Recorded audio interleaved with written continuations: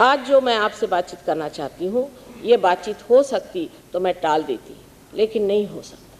इसकी बातचीत करनी होगी, उसके बगैर होगा नहीं। इसलिए मुझे क्षमा करें कि इसकी बातचीत मैं आपसे कर रही हूँ। मैं चाहती हूँ कि आप इससे परिचित हो जाएं। इसे हम आधि दैविक और आधि भौतिक इस दो नामों से जानते हैं।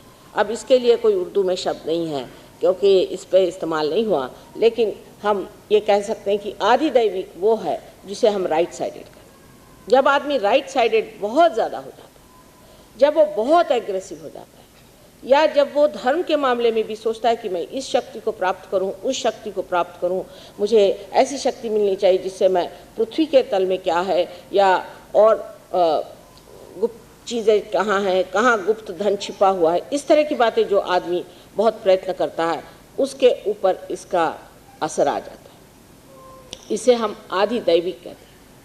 ये राइट साइड में होती है जो कि पिंगला नाड़ी से परे जो हमारे अंदर जगह बनी हुई उस जगह में होती है। इसे सुप्रा कॉन्शियस एरिया कहते हैं। ये सुप्रा कॉन्शियस एरिया जो है हम सबके अंदर बसी हुई। जब आदमी इस तरह से बहुत एग्रेसिव हो जाता है तो जो लोग अपने महत्वाकांक्षा एम्बिशंस को लेकर के मरे हुए हैं, ऐसे बहुत से साइंटिस्ट हो सकते हैं और आर्किटेक्ट्स हो सकते हैं, डॉक्टर्स हो सकते हैं, ऐसे बहुत से लोग होते हैं जो कि ऐसी इच्छाएं लेके मरे हैं कि हम मर्क्यूरी से सोना बनाएं। इस तरह की विक्षिप्त जिन्होंने अपनी इच्छाएं रखी हुई हैं, ऐसे जीव जब संसार में मरते हैं और उनका एग्रेशन पूरा नहीं होता तो वो इस एरिया में हमारे रहते हैं, जिसे कि हम सुप्रा कॉन्शियस से परे उसके नज़दीक ही जो कलेक्टिव सुप्रा कॉन्शियस है,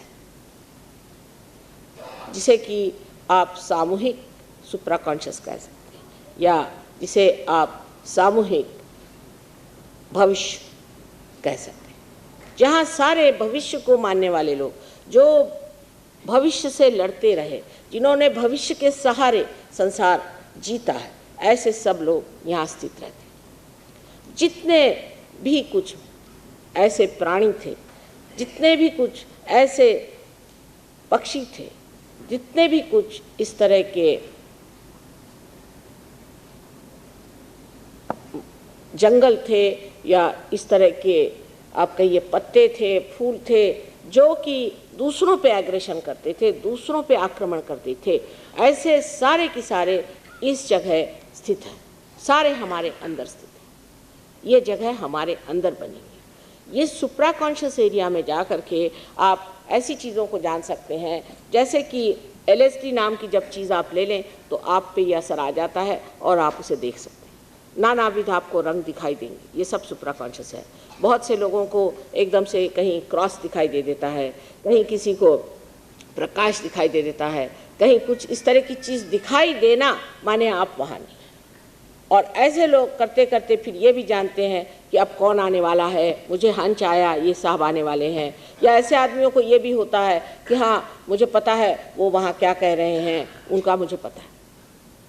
इनको मराठी में हमारे यहाँ मन कवड़े कहते हैं, शायद हिंदी में भी कोई शब्द होगा, कि जो बैठे बैठे ही बता सकते हैं कि वहाँ क्या हो रहा है और वहाँ क्या। अब इसके जानने से परमात्मा को जाना कैसे जाएगा? परमात्मा का स्थान तो यहाँ पर सुपर कॉन्शियसनेस, यहाँ पर हमें जाने का है। और हम राइट साइड में चले जाते हैं और सोचते हैं कि हमें बहुत कुछ आ गया। इस मामले में कुछ तांत्रिक होते हैं जो राइट साइडेड होते हैं।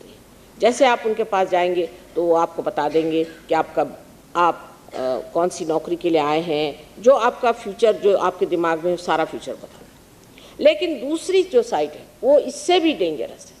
राइट साइड तो है क्योंकि उससे हिटलर जैसा आदमी हुआ और उसको ऐसे लोगों ने मदद की कि जो बहुत एम्बिशियस थे वो उनके मदद में आए, उन्होंने इन लोगों को पकड़ लिया और इनकी बुद्धि पर ऐसा जाल डाल दिया कि ये देख नहीं पाए कि ये इंसान है और हम भी इंसान हैं। इनको गैस चैम्बर में मारने से क्या हम बच सकते हैं? ये भी तो हमारा एक हिस्सा है।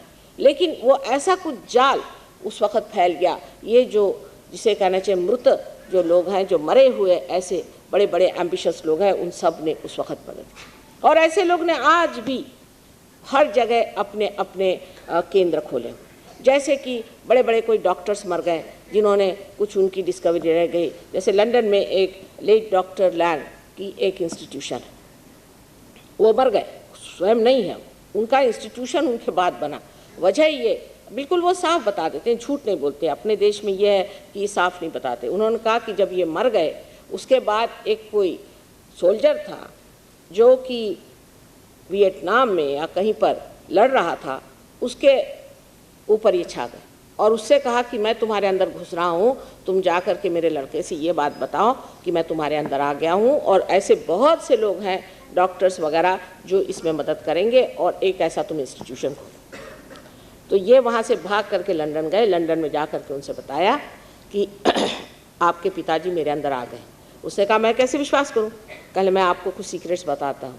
उन्होंने मुझे बताया कि आपके इस फलाने जगह में आप खो दिए तो वहाँ धन रखा हुआ, और उन्होंने मुझे ये बताया कि आपसे जो जो गुप्त बातें की थी वो उन्होंने मुझे बताई, मैं आपको बताता। जब उन्होंने ये बातें उनको बताई तो वो हैरान हो गए। उन्होंने कहा अच्छा चलो ऐसा शुरू करें। वो मैं इस तरह से जानती हूँ क्योंकि एक स्त्री हमारे पास आई और वो आते साथ वो बदन उनका थर थर थर थर काँप रहा था। मैंने कहा ये क्या, आपके अंदर कोई शक्ति नहीं, क्या बात है? दिखने में तो आप बहुत हेल्दी लगती हैं और आपके अंदर कोई शक्ति नहीं, क्या बात है? तो कहने लगे कि वैसे तो माँ एक बार मेरी तबीयत बहुत ख़राब हुई थी, तो ये डॉक्टर लैंग का नाम आपने सुना होगा, उनके पास मैंने चिट्ठी लिखी तो उन्होंने मुझे ये बताया कि आप फलानी तारीख को 5 बजे इंतज़ार करिए, हम आपको ठीक कर दें। और उनको 5 बजे फिर से बदन में खूब ज़ोर से ऐसा लगा कि जैसे कोई बड़ी गर्मी चढ़ाई, और वो सारा बदन उनका कांपने लगा। और उसके बाद उनका मेरी तबीयत कुछ ठीक हो गई। 1 साल तक मैं ठीक रही, 2 साल तक ठीक रही, और उसके बाद धीरे धीरे मैंने देखा कि मेरी नस तक ऐसी ढीली पड़ गई कि मेरे बदन में कोई ताकत नहीं। कोई अगर हाथ लगाए तो मैं चीखूँ, कोई अगर बोले तो मैं चीखूँ, ऐसी मुझे परेशानी। इस तरह से वो मेरे पास आई थी। हालांकि मैंने कभी नाम नहीं सुना था, पर ऐसे फिर अनेक लोगों के मैंने नाम सुने कि जो ऑपरेशन कर देते हैं और उसका खून नहीं निकलता, और ये नहीं, ये सारे भूत हैं। इन भूतों से बच के रहना चाहिए। आपको अपनी ही शक्ति में ठीक होना चाहिए, दूसरों की शक्ति में नहीं।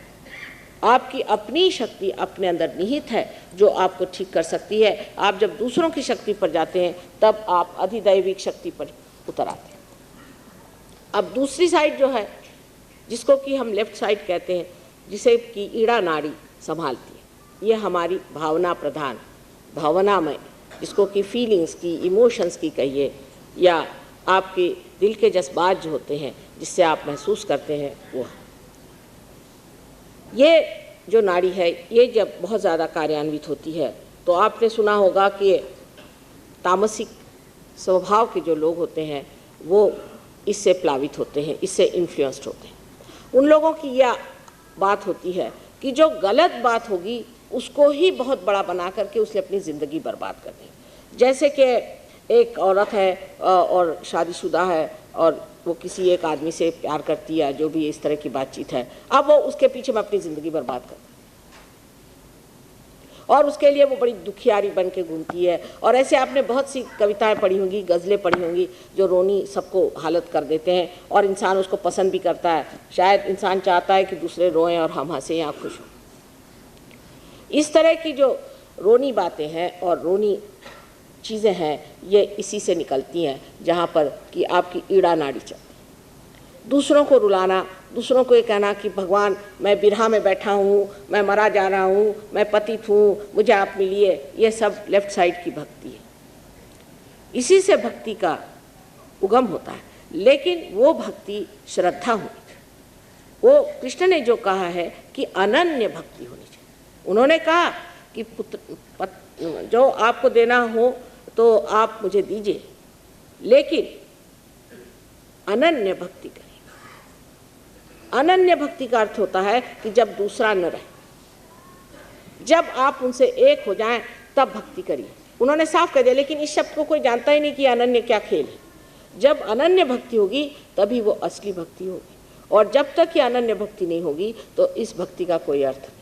और यही बात है कि लोग बस गाते रहते कि भगवान हम तुमसे कब मिलेंगे, और उसके लिए रोते रहेंगे, अपना सर पीटेंगे, भूखे मरेंगे, सर एक पैर पे खड़े रहेंगे। ये सब करने की ज़रूरत नहीं है, कोई ज़रूरत नहीं। ये तो परमात्मा को दुख देने की बात है कि आप बेकारी में अपना सर पीट रहे हैं।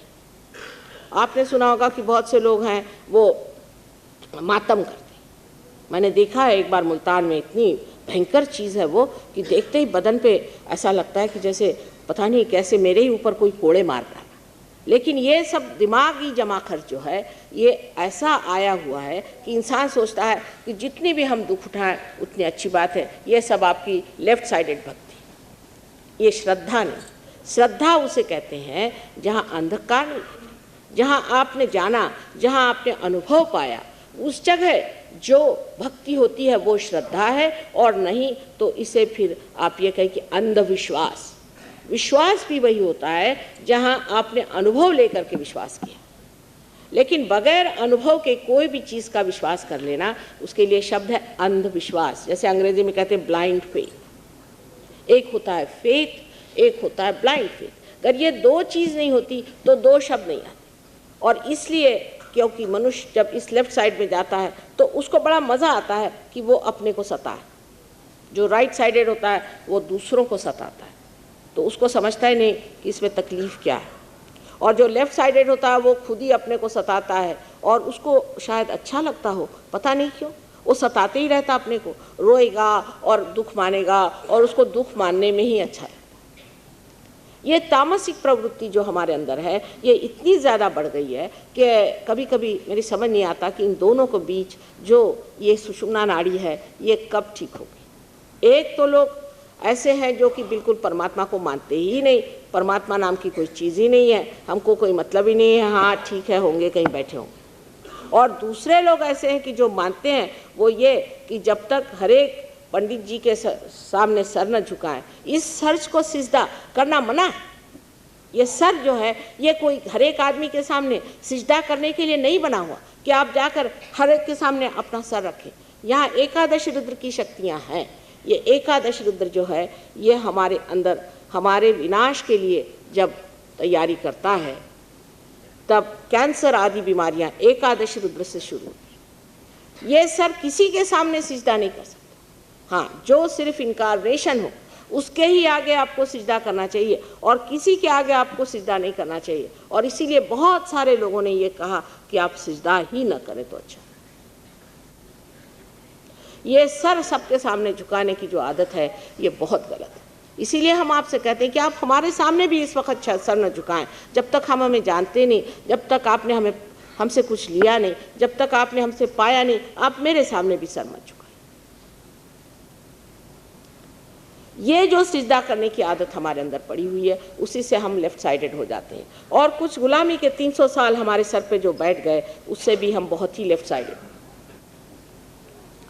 गुलामी की वजह से हमें आदत पड़ गई है कि हम गुलामों की तरह रहें। अगर हमें अंग्रेज़ी भाषा ठीक से बोलनी नहीं आती तो हम सोचते हैं कि बहुत गुनाह हो गया, और हिंदी अगर हमें ठीक से बोलनी नहीं आती तो हमें उसमें कोई भी शर्म नहीं आती। बहुत से लोग ऐसे हैं कि कहते हैं कि हिंदी भाषा होनी नहीं चाहिए।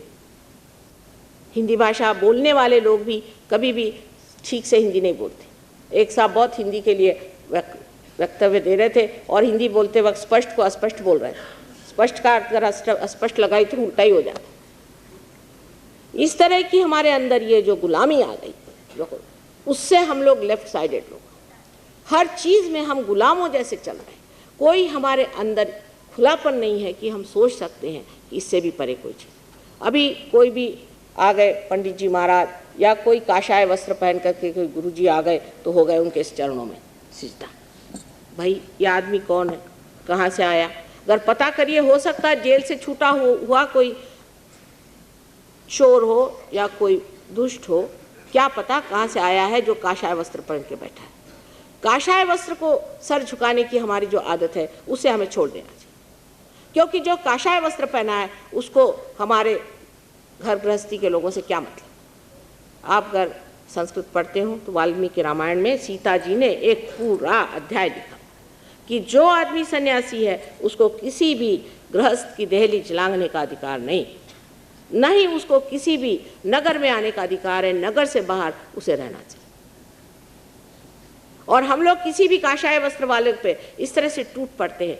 इधर तो हमारा घर चलाना, गृहस्थी चलाना, ये सारा कार्य, यही एक बड़ा भारी यज्ञ है कि विवाहित होकर के अपने बाल बच्चों को धर्म में रखना, ये बहुत बड़ा यज्ञ है। और जो हम मेहनत की कमाई करती हैं वो क्या है, इन लोगों के लिए जो कि कुछ मेहनत नहीं करते हैं और बदतमीजी करते हैं, और उनको हम सारा अपना पैसा दे दें। मैंने आपसे पहले कहा कि सहयोग ये समाजोन्मुख है। आपको आश्चर्य होगा कि अगर कोई काशाय वस्त्र पहन के आए तो उसे हम रियलाइजेशन नहीं दे पाते, क्योंकि झूठ है, मिथ्या बात है कि आप काशाय वस्त्र पहने। अगर आप सन्यासी हैं तो आप अंदर से सन्यास में। आपने जाना है कि राजा जनक को विदेही कहा जाता था और इसीलिए सीता जी को भी वैदेही कहा जाता। जो आदमी सन्यासी है वो अंदर से छूटा हुआ। क्या गुरु नानक साहब ने विवाह नहीं किया था? क्या तुकाराम ने विवाह नहीं किया था? जो लोग 40 साल से ऊपर तक रह गए सबने विवाह किया, लेकिन जिनकी बहुत ही पहले मृत्यु हो गई उन्होंने विवाह नहीं किया, और किसी कारणवश विवाह नहीं किया हो। या बुद्ध जो थे, बुद्ध ने भी जिस वक्त अपनी पत्नी को छोड़ा तब वो ये सोचते थे, उस वक्त ये सोचते थे कि पत्नी को छोड़कर संसार त्याग करके और संन्यास लेकर के वो परमात्मा को पाएंगे। उन्होंने उस वक्त समझा नहीं कि इसकी ज़रूरत नहीं, लेकिन जिस वक्त उन्होंने परमात्मा को पाया तो सहज वो एक पेड़ के नीचे लेटे हुए थे, सहज में ही पाया। एक प्रश्न पूछा गया था कि इसके रोज़मर्रा के जीवन पे क्या असर आता है सहयोग का। सबसे तो बड़ी चीज़ है कि ये रोज़मर्रा के जीवन के लिए, ये आपके हर गतिविधियों के लिए है, हर तरह के आपके काम के लिए सहयोग है। इससे आप एकदम जिसे कहते हैं डायनामिक हो जाते हैं। सहयोग ऐसे आदमियों के लिए नहीं कि जो संसार छोड़ के भागा है, अपने बीवी को छोड़ के भागा है। ये तो ऐसा है कि मियाँ बीवी में आपस का प्रेम, श्रद्धा, बच्चों में माता पिता के प्रति आदर और समझ, बड़ों के प्रति आदर, ये सब चीज़ स्थापित करने वाली चीज़ सहयोग। जहाँ ये चीज़ स्थापित नहीं होती उसे हम सहज नहीं मानते। हाँ, हो सकता है कि एक आध दो ऐसे आदमी उसमें फंस जाएं जो कि परेशान करने के लिए इस तरह की काम करें कि जो सहज से विरोध है, लेकिन वो सहयोगी नहीं होते। जो सहयोगी हैं उनको अच्छे से विवाह करके और अच्छा घर बसाना चाहिए और ऐसे सुरम्य स्थान में रहना चाहिए जहाँ की लोग आएँ, उनका आगमन हो। अपने यहाँ भी जो लोग जानते हैं लक्ष्मी जी के बारे में कि लक्ष्मीपति उसे कहते हैं कि जो एक स्त्री स्वरूप, माँ स्वरूप जिसके पास धन है।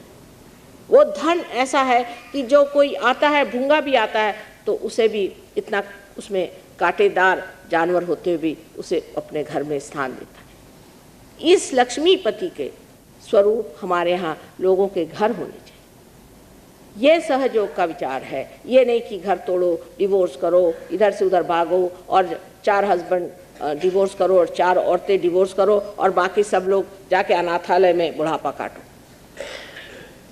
इस तरह की व्यवस्था सहयोग नहीं मानती और न होता है, क्योंकि जिस वक्त सहयोग जागृत होता है तब असली प्रेम जो है उसका असली स्वरूप सामने आता है।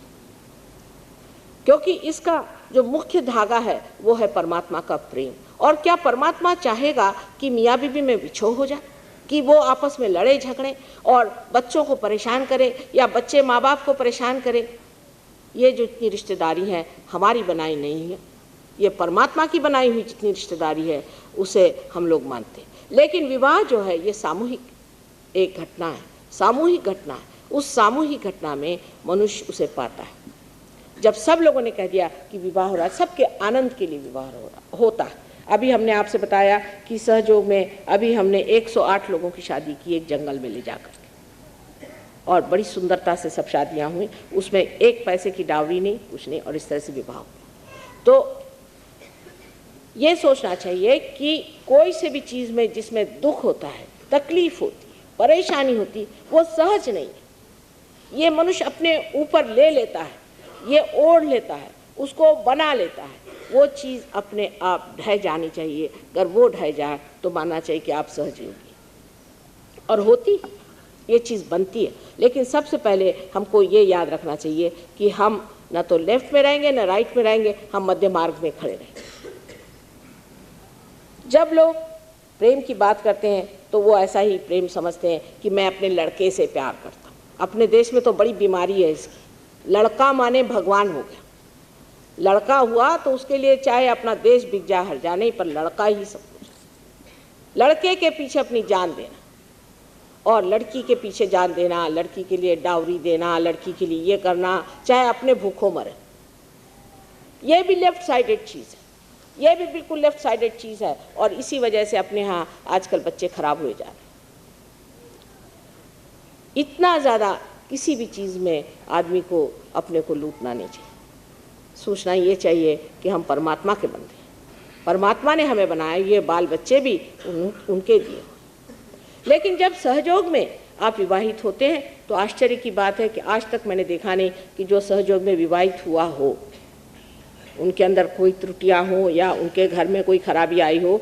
उनके उदर से, ऐसी माताओं के उदर से बड़े बड़े संत साधु पैदा हो रहे। बचपन से ही वो पार बच्चे, बचपन से ही कुंडलिनी के बारे में जानते हैं, बचपन से ही वो आपको रियलाइजेशन देना जानते हैं।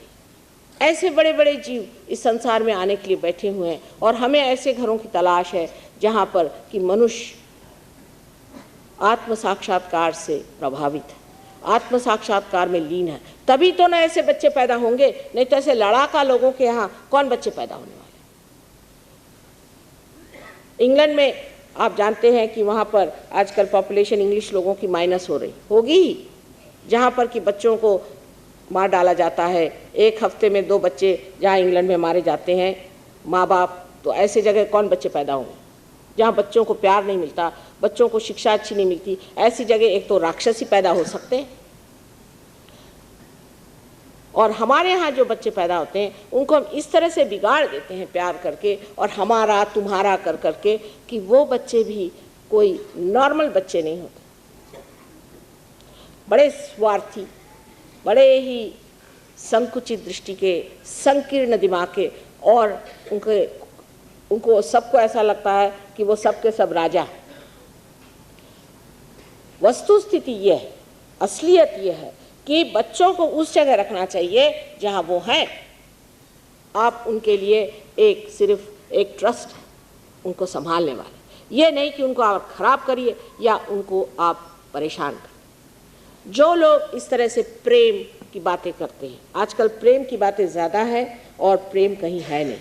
लंदन में आप देखिए तो रास्ते पर भी सब लोग आपको दिखाई देंगे बदतमीजी करते हुए, मानो जैसा बड़ा प्रेम है। और पूछा भाई कहाँ जा रहे हैं, कल हम डिवोर्स केस करने जा रहे हैं। रास्ता डिवोर्स केस का लिया हुआ है और रास्ते में बदतमीजी करते चले जा रहे हैं।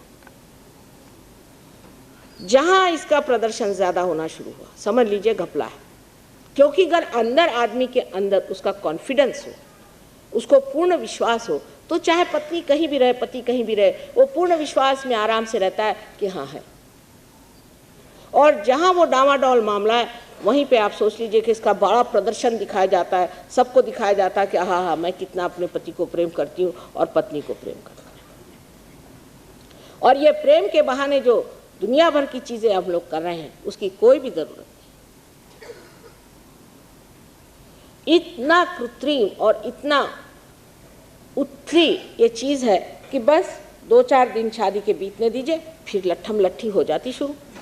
ऐसे प्रेम का कोई अर्थ भी होता है। और जब ऐसी औरतें जो कि रो रो के मेरे पति ने मेरे साथ ये किया, मेरा पति घर देर से आया, मेरा पति ये करती हैं, वो सब लेफ्ट साइडेड हो जाती हैं। और आदमी भी जो अपने औरतों के लिए इस तरह से रोते बैठते हैं वो भी लेफ्ट साइडेड होते हैं। पर अपने आदमी और ही तरह के होते हैं, वो तो औरतों को मारने पे आमादा रहते हैं। जो औरतों की इज्जत नहीं करते वो सहयोगी नहीं हो सकते। यत्र नार्या पूज्यन्ते तत्र रमन्ते देवता। लेकिन औरत को भी पूजनीय होना चाहिए, ये नहीं कि उसकी पूजा हो पर वो स्वयं भी पूजनीय हो। ये एक सहयोग का अट्टहास है। अब यहाँ पर देखिए कि जब आप लेफ्ट साइड में चले जाते हैं तो आप बहकते ही चले जाते हैं। एक साहब बड़े दुखी, बहुत दुखी। मैंने कहा हुआ क्या? कहले भाई बड़ा मुझे दुख हो रहा। मैंने कहा क्या हुआ? कहले मुझे मेरे लड़के ने कहा कि पापा मुझे स्कूटर ले दो, मैं खरीद नहीं पाया। तो मैंने कहा क्या हो गया? आपको लड़के से कहना चाहिए कि भाई मेरी तनख्वाह इतनी है, मैं नहीं खरीद सकता, उसमें इतना आपको दुख होने की क्या बात है? साहब कहने मेरा बस चले तो मेरे बच्चों को मैं सारी दुनिया दे दूँ। मैंने कहा वाह वाह, क्या कहने आपके? क्या आपका बच्चा क्या है? क्या भगवान है? उसको सारी दुनिया देने के लिए आपको किसने कहा? क्या दुनिया आपके बाप की जो आप उसको सारी दुनिया दे रहे हैं? ये सारी गलतफहमियां हिंदुस्तानियों के दिमाग से निकालना बड़ी मुश्किल बात है। अपने बच्चे के लिए या अपने और रिश्तेदारों के लिए भी फिर उसमें और इम्बैलेंसेस आते हैं, जैसे कि मेरे माँ है तो उसके लिए, मेरे बाप है तो उसके लिए, और इसके लिए और उसके लिए। आप अपने लिए जी रहे हैं, स्वार्थ में नहीं, परमात्मा के लिए। परमार्थ में आप अपने लिए जी रहे हैं, उसमें आपको किसी भी तरह की ऐसी स्थिति नहीं आएगी जिसमें आप एक ग्लानि उठानी पड़े। आप अपनी शान से रहिए, कोई होगा होगा, अपनी जगह अपनी शान से रहना चाहिए कि मैं भगवान के दरबार में बैठा हूँ, ठीक है, जो मेरे दरबार में आए, परमात्मा के दरबार में आए, वही मेरे रिश्तेदार। एक बार ईसा मसीह को किसी ने आके बताया कि तुम्हारे बहन और भाई बाहर आए, तो ईसा मसीह ने कहा कि कौन मेरे भाई और कौन मेरी बहन, सवाल पूछा। अब वो वही कह सकते हैं जो कि उस स्थिति में कौन मेरे भाई कौन मेरी बहन, मतलब ये कि जो मेरे साथ परमात्मा के दरबार में बैठे वही मेरे भाई, वही मेरी बहन, वही मेरे रिश्तेदार, और बाकी जो हैं वो उनकी रिश्तेदारी क्या, वो तो मतलबी लोग हैं जो रिश्तेदारी जोड़े पड़े। जब तक उनका मतलब पूरा करिए तब तक आपके हैं। आपके बच्चों को जब तक पता है कि आपके पास ठन ठन कुछ रुपया है तब तक आपके हैं, नहीं तो आपके नहीं। इस तरह से आपको प्रेम के बारे में भी पूरी तरह से समझना चाहिए। हम बड़े प्रेमी हैं। बहुत से लोग हमसे कहते हैं कि माँ हम आश्रम में गए और लोगों ने हमसे प्रेम से बात नहीं की। मैंने कहा ठीक है, आपकी हालत ज़रा देखिए क्या है, आपको भूतों ने पकड़ा हुआ है, आपकी हालत ख़राब है, आप वहाँ पहुँचे और आपने वहाँ गड़बड़ बातें करनी शुरू कर दी। तो भूतों से तो प्रेम करने की कोई ज़रूरत नहीं, उनको तो झाड़े बगैर वो ठीक नहीं होते, 2 झाड़ लगाइए तब ठीक होते। हाँ, लेकिन जो असल है उसके लिए सारा प्यार है। असल में जो उनको झाड़ता भी है वो भी प्रेम में झाड़ता है। ईसा मसीह का भी उदाहरण दे दे कि जिन्होंने उनको माफ़ कर दिया जबकि वो क्रूस पे टंग गए थे, इतना उन्होंने प्यार किया उन लोगों पर कि प्रभु ये जानते नहीं ये लोग क्या कर रहे हैं, इन्हें माफ़ कर दो। वही ईसा मसीह ने एक बार हाथ में हंटर लेकर के जितने लोग उस मंदिर के पास में चीज़ें बेच रहे थे उनको एक हंटर लेकर के तड़ातड़ मारना शुरू। और बहुत बार मेरा भी ऐसा मन करता है जब मैं मंदिरों में देखती हूँ और मस्जिदों में देखती हूँ कि उसके बाहर लोग बाजार हाट करते बैठते हैं और वो मंदिर में ऐसी चीज़ें भेजते हैं, जैसे कि हनुमान जी के मंदिर जाइए तो वहाँ हार आप देंगे, वो खरीद लीजिए, फिर आके फिर वही बिकता है। तब मन करता है कि एक हंटर लेके सबको मारा जाए खूब अच्छे से, जिससे इनकी तबीयत हरी हो जाए। लेकिन जो भक्त लोग हैं वो तो सोचते हैं कि वो हार बेचने वाला उसके भी पैर छू लूँ, फिर एक पत्थर दिखाई दिया उसके भी पैर छू लूँ, फिर कहीं और कुछ है वहाँ भी पैर छू लूँ, वहाँ भी 2 रुपये दे दूँ, वहाँ भी 4 रुपये दे दूँ, वहाँ भी 5 रुपये दूँ। वो सोचता ही नहीं, उसके आगे अंधेरा, अंधेरे में टटोल रहा है, उसको इसी में मज़ा आ रहा है। वो सोचता है कि भाई मैं तो श्रद्धा में ली। ये श्रद्धा नहीं, ये अंधविश्वास है। ऐसे लेफ्ट साइडेड लोग जो होते हैं जो कि ईड़ा नाड़ी के उस पार चले जाते हैं, जिनमें ये अधिक चीज़ हो जाती है, उनका हाल क्या होता है इसके बारे में आपको मैं बताऊं कि जैसे अब हरे रामा हरे कृष्णा वाले लोग, ये लोग हमारे ऑक्सफोर्ड स्ट्रीट में वो बोदियाँ इनके यहाँ बाज़ार में मिलती है, वो लगा करके, और धोती उनको पहनना नहीं आता, और वो हाथ में ढोलक ले करके और नाचते हैं, वो सब धोतियाँ गिरती, वो औरतें इतनी बेवकूफ़ जैसी, और उनसे पूछने जाइए कि भाई क्या कर रहे हो, क्यों ऐसा कर रहे हो, कृष्ण का नाम खराब, तो वो हरे रामा हरे कृष्णा वो सुनेंगे नहीं, वो सुनने के लिए तैयार नहीं। उनके दिमाग में वही बैठा है हरे रामा हरे कृष्णा करिए। उसमें से 2-4 लोग सहयोग में जब भी आए तो देखा उनको कैंसर हो गया ऑफ द थ्रोट। तो कहते कि थ्रोट में अगर यहाँ पे श्री कृष्ण का स्थान है तो हमें कैसे हो गया। भाई तुम कर क्या रहे हो, उनके साथ तो ज्यादती कर रहे हो। क्या ऐसा कृष्ण ने कभी किया था कि आप जा कर के रास्ते में वहाँ पर जहाँ पे सब आपके ऊपर हंसें और बुरी तरह से आप ये बोदियाँ लगा करके ढोंगबाजी करिए। ऐसे अनेक ढोंग लोग करते हैं, और वो ढोंग के पीछे में कभी कभी सच्चाई भी ये होती कि वो आके विश्वास भी करते कि सही बात, लेकिन कोई सी भी गलत बात को सही समझ करके और उसके पीछे लगना और अपनी ज़िंदगी बर्बाद करना बिल्कुल तामसिक स्वभाव। तामसिक लोगों में ये ज़रूर होता है कि वो एग्रेसिव नहीं होते, चीखते नहीं, चिल्लाते नहीं, मृदु भाषण होता है, मधुर लगते हैं, और उनकी बातचीत से लगता है कि बेचारे दुखिया रहे। पर दुख काहे को मनाना, एक बार सूरदास जी वल्लभाचार्य जो कि बड़े पहुँचे पुरुष थे उनके पास पहुँचे और वहाँ उन्होंने अपना शुरू कर दिया कुछ कहना, तो वो उनको बड़ा आश्चर्य हुआ। उनका कि काहे गिगियावत हो, गिगियाने की क्या ज़रूरत है, जब परमात्मा आनंद स्वरूप है जिसके बारे में मैं कल बताऊंगी, जब वही सब कुछ सुख देने वाले हैं और वो चाहते हैं कि आप सुख लें, तो किस लिए आप दुख मना रहे हैं। और ऐसे दुख मनाने वाले लोग जब अपनी मर्यादाओं को लांघ जाते हैं, लेफ्ट साइड में चले जाते हैं, तो वो सामूहिक सुप्त चेतना जिसे कलेक्टिव सबकॉन्शियस कहिए उसमें चले जाते हैं। ये दूसरी चीज़ है जो कि बहुत भयंकर, इसी को भूत कहते हैं। अब इसको डॉक्टर लोग कहते हैं प्रोटीन 58 और प्रोटीन 52, क्योंकि उनको भूत कहने में ज़रा अड़चन जाती है। खुद भी भूत होंगे कोई मेरे ख्याल से, तभी उनको अड़चन जाती है, नहीं तो उसको कहते हैं प्रोटीन 52 प्रोटीन 58। कहले ये प्रोटीन हमारे अंदर उस जगह बना हुआ है जो हमारे क्रिएशन से हमारे अंदर बना है, मैंने सारे भूतकाल में सारे पास्ट में जो बना हुआ है उस एरिया में ये प्रोटीन्स ऐसे होते हैं जो अटैक करते हैं, तभी कैंसर सेट इन होता है। वल्नरेबिलिटी कैंसर की अगर रहे तो रहती है, पर बहुत से डिजीजेस जो हैं वो इसलिए होते हैं क्योंकि वहाँ से उस एरिया में से ये जो चीज़ें आकर के हिट करती है। माने साफ साफ बात है, ये भूत है कि नहीं। जब से क्रिएशन हुआ है तब से हमारा, जब से क्रिएशन हुआ है तब से हमारे अंदर जो जगह बनी हुई है, माने कौन सी जगह है उनको मालूम नहीं, तब कैंसर सेट इन होता है। तो जो लोग इस तरह के सर झुका के चलते हैं ऐसे लोगों को कैंसर की बीमारी पहले होगी।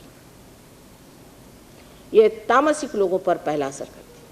पहले तो जो आदमी बहुत ज़्यादा दौड़ता है, बहुत ज़्यादा मेहनत करता है और बहुत ज़्यादा अपने सिंपैथेटिक नर्वस सिस्टम को चलाता है, उसको वल्नरेबल हो जाता है, माने वो इंतज़ामात उसके पास हो जाते हैं।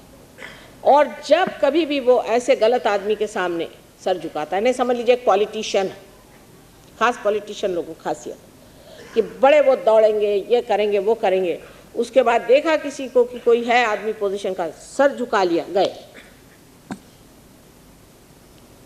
ऐसा आदमी अपनी तैयारी कर लेता है कि किसी के सामने उसने इस तरह से सर झुकाया और अगर उसके अंदर भूत हो तो वो जरूर पकड़ा जाएगा, उसको कैंसर की बीमारी। ये सिंपैथेटिक नर्वस सिस्टम का चलना जो है ये हमारे अंदर चलता ही है, क्योंकि जब कोई सी भी इमरजेंसी आती है तो सिंपैथेटिक नर्वस सिस्टम हम इस्तेमाल करते हैं। जैसे कि हमें दौड़ना है तो दौड़ते वक्त हमारा हृदय ज़ोर ज़ोर से चलने लगेगा, हमारे दिल में धड़कन ज़ोर से होने लगेगी, यानी हम चाहें तो हमारे दिल की धड़कन हम बढ़ा सकते हैं। यह सिंपैथेटिक नर्वस सिस्टम से होता है। लेकिन जिस वक्त वो अपने आप ठीक रास्ते पे आ जाता है, अपने आप वो संतुलित हो जाता है, वो किससे होता है? वो पैरासिम्पैथेटिक से होता है। और जिस वक्त हम लोग बहुत ज़्यादा सिंपैथेटिक में चले जाते हैं तो हमारी लेफ्ट और राइट साइड अगर इस तरह से और बीच में अगर सुषुम्ना नाड़ी है और left and right hand side इस तरह से है तो ये हिल जाती, और ये अगर हिल गई तो हमारा जो संबंध पूरे से होल से है, जो हमारे ब्रेन के साथ संबंध है, वो टूट जाता है। तो हम लोग उसे मैलिग्नेंसी कहते हैं। माने ये कि आप अपने ही सवार हैं, आर्बिट्ररी जिसे कहते हैं, या उसे कहते हैं कि ऑन योर ओन, ये मैलिग्नेंसी। ऐसे जब आप हो जाते हैं इस तरह से तब, लेकिन ये होने के लिए, ऐसा होने के लिए भी एक ज़रूरी है कि कोई ना कोई ऐसा प्रोटीन आपके खोपड़ी पे सवार हो जाए। तो दो पर्सनालिटीज़ हमारे अंदर आते ही हमारे अंदर ये बीमारी आ जाती है। अगर इस बीमारी को आपने ले लिया तो इसका इलाज यही है कि वो जो आपके अंदर भूत बैठा उसको पहले निकालना चाहिए। भूत नाम की चीज़ है, इसका मतलब ये नहीं कि आप उससे डरिए, इसका मतलब ये नहीं कि आप उसको जीत नहीं सकते, इसका मतलब ये नहीं कि वो आपको नष्ट कर देगा, आप स्वयं उसके ऊपर सवार हो सकते हैं। वो जब आपके अंदर असर कर जाता है तो आपके अंदर अनेक तरह की बीमारी आती है। जितना वायरस इन्फेक्शन है ये उस वक्त की मरी हुई जितनी वनस्पति है, उन वनस्पति, ऐसी वनस्पतियाँ पहले होती थी जो दूसरे वनस्पतियों को खा लेती थी, पैरासाइट्स कहते हैं। इस तरह की वनस्पतियां जब मर गईं और अपने उत्क्रांति के इवोल्यूशन के प्रोसेस में से निकल गई, ऐसी जो वनस्पतियां हैं वो जब अभी भी हमारे अंदर, क्योंकि वो हमारे अंदर वो जगह बनी हुई एरिया है, वहाँ स्थित रहती है, और अगर वो कहीं आ जाए तो वो हमें जब असर करती तो वायरस इन्फेक्शन। अब आप जानते हैं कि वायरस में कोई सी भी दवा देने से फ़ायदा नहीं, कोई सी भी दवा देने से फ़ायदा नहीं हो सकता। हालांकि दवा डॉक्टर लोग एंटीबायोटिक सब दुनिया भर की बीमारियां देती हैं, वो इंजेक्शन देते रहते हैं, चाहे उसमें वो सिर्फ और तो कुछ डिस्टिल वाटर ही देते होंगे, लेकिन कहते होंगे कि हाँ हाँ इसमें इंजेक्शन लो, इंजेक्शन लो। उसमें कोई इंजेक्शन वगैरह काम नहीं दे सकता है, वो तो बाधा है, भूत की बाधा हो गई, एक तरह की भूत ही है। लेकिन उस वक़्त इलाज क्या होना चाहिए? सहयोग। सहयोग में जैसे ही आपको ऐसी बीमारी आ जाए उसका इलाज बहुत ही सरल इलाज है, और वो इलाज करते ही साथ वायरस खत्म हो जाता है। किस तरह से उस बाधा को निकाल डालना है, इतना सिर्फ सीखना है, यही शुद्ध विद्या है। लेकिन माँ आप भूत की बात क्यों करते हैं? ऐसा आप मेरे ऊपर ज़बरदस्ती नहीं कर सकते। मुझे जो बताना है, मैं आपकी माँ हूँ और मैं आपको सारी बात बताना चाहती हूँ। इन तांत्रिकों के पास बिल्कुल नहीं जाना चाहिए, और ऐसे गलत लोगों के सामने सर झुकाना, यहाँ तक कि मंदिरों में जाकर के इन पंडे लोगों के सामने सर झुकाने की कोई ज़रूरत नहीं, और अपना माथा किसी के सामने नहीं झुकाना। कोई भी आपके अंदर आज्ञा चक्र पे सिंदूर लगा देता है या कुमकुम लगा देता है तो आप अपना सर फौरन आगे करते हैं, सर पे एक टोपी रख ली और यहाँ हाथ रख ली। ये क्या? सर इसलिए बनाया गया है कि जो चाहे वो आपका आज्ञा चक्र घुमाता रहे, और ऐसे वो भूत बिठा देते हैं कि फिर आप एक बार अगर मंदिर हो आए तो आप खड़े रहेंगे। हर मंगलवार को आप जाएंगे, इतना ही नहीं, वहाँ अगर 5 मील की भी अगर क्यों होगी तो भी आप जाएंगे। लेकिन अगर कहे कोई सहयोग में आप 10 मिनट ध्यान करो तो नहीं करने वाले, वो चक्कर बन जाता, वो चक्कर शुरू हो जाते। फिर वही चीज़ है कि आपको है कि नहीं गए, अरे भाई ये काम नहीं, ये नहीं किया, फिर वहाँ हमने तो मंदिर में नहीं गए, हमने आरती नहीं करी, हम चर्च में नहीं गए, हम गुरुद्वारे में नहीं गए, ये रह गया। सब कुछ हमारे अंदर है, हमारे ही अंदर परमात्मा है, पहले उसको पा लीजिए, फिर आप जानिएगा कि आप क्या शानदार चीज़ है और अपनी शान को आप कहाँ गिरा रहे। पहले जब तक आपने अपने को पाया नहीं तब तक ये सारे करने में या तो आप लेफ्ट को जाएंगे या तो आप राइट को जाएंगे। पहले अपने अंदर जोत जला लीजिए, फिर आपको पता होगा कि आप प्रकाश की ओर जा रहे हैं कि अंधकार की ओर जा रहे हैं। पहले जोत जलाना, सब ने कहा है कि अपने अंदर जोत जला लीजिए। मुझे एक बताइए जो पहुँचे पुरुष हों उन्होंने ये बात ना कही। आज मैं वही कह रही हूँ कि पहले अपने अंदर जोत जला लीजिए, नहीं तो लेफ्ट साइड का मूवमेंट जो है ये बड़ा डेंजरस है। फिर अगर आपने इन भूतों की बात मान ली, वो आपके दिमाग में बहुत से खुराफात भरते हैं, ऐसा करिए वैसा करिए, झगड़े लगाइए। एक अगर भूत घर में हो तो उसका किसी से नहीं पटने वाला। ये जितनी भी हमारे यहाँ खुराफातें होती हैं ये तंबाकू से भी होती हैं। जो आदमी झूठ बोलता है तंबाकू से, मैंने देखा झूठ बोलता है। शिवाजी महाराज के ज़माने में महाराष्ट्र में तंबाकू बिल्कुल चीज़ नहीं थी और कोई झगड़ा नहीं हुआ, सब लोग बड़े अच्छे से रहे, आपस में प्रेम रहा। और उनके लड़के के पास कोई भी सुनते हैं कि यूपी से कि कहीं से एक कब्जी कलूशा नाम का आदमी गया, वो तंबाकू का पहला प्लांट लेके गया था। उसने वहाँ तंबाकू लगाई और लोगों ने तंबाकू खाना शुरू कर दिया। तंबाकू खाते ही आदमी झूठ बोलने लग जाता है, क्योंकि लेफ्ट विशुद्धि उसकी पकड़ जाती, चक्र पकड़ जाता है, यहाँ कोई भूत बैठ जाता है। तंबाकू ये भूत है, राक्षसीन है। इसको भगवान ने इसलिए अभी तक जीवित रखा है कि आपके यहाँ अगर कुछ ऐसे वैसी चीज़ें लग जाए आपके पेड़ में तो तंबाकू के पानी से वो मर जाती है। एक भूत को दूसरा भूत मारता है, इसलिए अभी तक वो जीवित है। पर कभी उन्होंने ये नहीं कहा कि आप खाइए। मुसलमानों के ज़माने में जब मोहम्मद साहब थे तब तंबाकू थी नहीं तो वो बता जाते कि तंबाकू न खाइए, तंबाकू मत पीजिए। लेकिन जब नानक साहब आए जो कि वही साक्षात थे, उन्होंने देखा कि सब लोग अब ये भी करने लगे। मुसलमान लोग सोचते हैं कि क्योंकि मोहम्मद साहब ने नहीं बताया तो शराब तो नहीं पिएंगे, लेकिन तंबाकू लेने में कोई हर्ज नहीं। तो वो आए, उन्होंने कहा भाई अच्छा रहने दो, अभी तुमने नई चीज़ निकाली, अब तंबाकू भी मत। वो लोग कोई आपकी बुराई के लिए नहीं बताए गए, आपको सताने के लिए नहीं बताया गया, लेकिन आपको बचाने के लिए बताया गया। अब जब निकल आई है बात कि तंबाकू खाने से कैंसर होता है, तब लोगों खोपड़ी में आती बात कुछ ना कुछ इन्होंने जो कहा था कि तंबाकू को नहीं लेना चाहिए, लेकिन हम ये नहीं कहेंगे कि सिगरेट मत पीजिए, हमारा तरीका और है। हम ये कभी नहीं कहेंगे आप मत पीजिए, लेकिन सहयोग के बाद आप नहीं पिएंगे। एक बार हमारे गली में आ जाइए, फिर देखते हैं आप सिगरेट कैसे पीते। ये माँ का तरीका। आपकी जब जागृति हो जाएगी, आप सिगरेट पिएंगे ही नहीं, आपको अच्छा ही नहीं लगेगा, मन ही नहीं करेगा। और अगर पीजिएगा तो खांसते खांसते हालत खराब जाएगी, दूसरे दिन आप सिगरेट सारे उठा के फेंक, तो कैंसर कैसे होगा। सहयोग ऐसी चीज है कि आपके अंदर ही धर्म धारणा करता है। हम ये नहीं कहते कि आप शराब मत पीजिए, हम नहीं कहते ऐसे, लेकिन सब लोग शराब छोड़ देते हैं अपने आप ही। सब लोग अपने आप छोड़ देते हैं, हम कहते नहीं, क्योंकि जिन्होंने कहा उनके जो शिष्य लोग वो ऐसा पीते हैं कि समझ में नहीं आता कि इन लोग से जो कहा वो शायद उनके ऊपर चढ़ाई करने के लिए ही इतना डबल लोग पीते। माफ़ करिए, मैं लंदन में रहती हूँ, मुझे आश्चर्य होता है कि सबसे ज़्यादा मुसलमानों के और सिखों के यहाँ बार लगे हुए हैं, सबसे ज़्यादा। अंग्रेजी सभ्यता में एक बात है कि घर के अंदर कभी कोई बार नहीं बनाता, उसके लिए पब में जाना होता है। लेकिन अगर आप किसी भी मुसलमान या किसी भी सिख के घर जाइए तो शान से दिखाएगा, देखिए साहब मेरा कैसा पब है, उसमें सारी चीज़ें बनी हुई हैं। मुझे आश्चर्य होता,